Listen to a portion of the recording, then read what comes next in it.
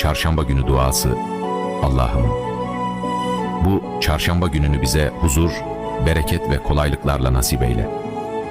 Kalplerimize sükunet, dilimize doğruluk, adımlarımıza hayır ve güzellikler ver. Gönlümüzü umutla, evimizi huzurla, ailemizi sağlık ve güvenle kuşat. Bizleri her türlü kötülükten, kederden ve umutsuzluktan uzak eyle. Attığımız her adımı hayırlara vesile eyle. Dualarımızı kabul buyur Allah'ım. Amin.